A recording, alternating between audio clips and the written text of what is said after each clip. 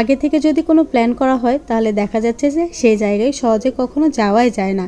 আর হঠাৎ করে যদি কোনো প্ল্যান করা হয় যে আমি ওই জায়গায় যাব, দেখা যাচ্ছে যে সহজেই যাওয়া যায়। বাড়িতে বসে আছি মার সাথে, তো হঠাৎ করে মনে পড়লো তো আমাদের বাড়ির পাশে তো একটা সুন্দর পার্ক রয়েছে, অনেক এখানে সবার কাছেই পরিচিত হয়ে গেছে নয়ন হেরিটেজ পার্ক।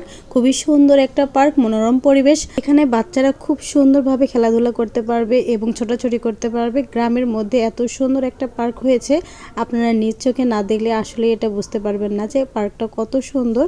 তো শেষমেশ সেই তো আমরা সবাই চলে আসছি। এখানে কিন্তু আমার পাশে রয়েছে আমার ভাতিজি এবং আমার ছেলেটা কিন্তু করে যাচ্ছে আর ও খুবই দুষ্ট। আর এখানে তো আমি একটু পোজ দিয়ে নিচ্ছি এবং ঘোরাফেরা করতেছি, এটা দেখাচ্ছি ওটা দেখাচ্ছি, তবু কিন্তু আমার বাচ্চার দুষ্টামিটা ছাড়তেছে না। এখানে তো তার ফুপির সাথেও দুষ্টামি করতেছে। তো এই তো সব কিছু মিলে আসলে খুবই ভালো লাগতেছে পার্কটিতে এসে। আপনারা এসে একটু দেখবেন, আসলে খুবই ভালো লাগবে।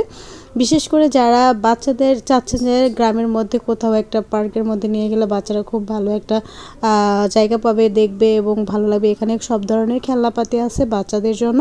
আমার ছেলেটা মাশাআল্লাহ খুব সুন্দর খেলাধুলা করতেছে, রং চং বাতি দেখে। আর ওকে আমি দেখতেছিলাম যে যাতে ও তারে যেন হাত না দেয়, কারণ এখানে কিন্তু শর্টও করতে পারে অনেক সময়, এগুলো আপনার লিক থাকতে পারে। এখানে তার ফুপি তাকে প্রোটেক্ট করতেছে, বলতেছে এখানে যেও না, কিন্তু সে তো কোনো কথাই শোনে না, সব সময় তার নিজের ইচ্ছা মতো চলে। আমি আমার ব্যক্তিগতভাবে মনে করি যে বাচ্চাদের ফ্রিডমভাবে চলাফেরা করতে দেওয়া উচিত, কেননা যখন তারা ইচ্ছা মতো চলাফেরা করতে পারবে তাদের মেধা বিকাশটা কিন্তু খুব ভালোভাবে দ্রুত কাজ করবে।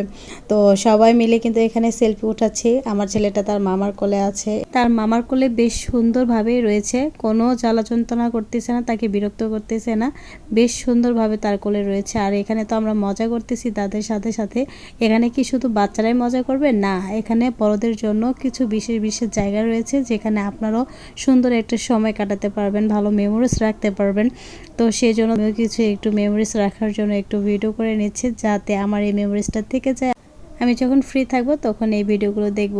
আসলে কি তাই ভিডিওগুলোকে দেখা হবে? আসলে দেখা হয় না। যখনই আমরা ফ্রি থাকি না কেন তখন ফোন থেকে কিন্তু আমরা অন্য ভিডিও দেখি বা অন্যান্য জিনিস দেখি বা কাজের একটা সময় দেই, তো আসলে ভিডিও কিন্তু দেখা হয় না। কিন্তু এর মাঝে হঠাৎ হয়তো কোনো একদিন মনে পড়ে যাবে, গ্যালারি ঘাঁটতে ঘাঁটতে কিন্তু ভিডিওটা চোখে চলে আসবে, তখন কিন্তু ভিডিওটা অবশ্যই আমরা দেখব।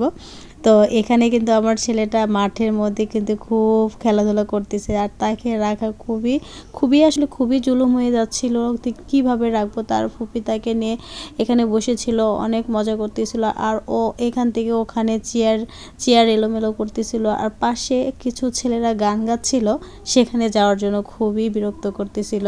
শেষমেশ তাদের কাছে বসেছিল, আমি তাদের কাছে রেখে একটু বাইরে আসছিলাম, আমার বোনের কাছে তাকে রেখে আসছিলাম। তো এখান থেকে একটা ভাইয়া আমাকে ডাক দিয়ে বলতেছে, আপু প্লিজ আমাদের একটু ছবি উঠে দিতে পারবেন? তো কি আর করব, তো সেখানে গেলাম, গিয়ে তাদের একটু ছবি উঠে দিলাম। তারা ফ্যামিলি সবাই এসেছিল, ফ্যামিলি ফটো একটা উঠে দিলাম।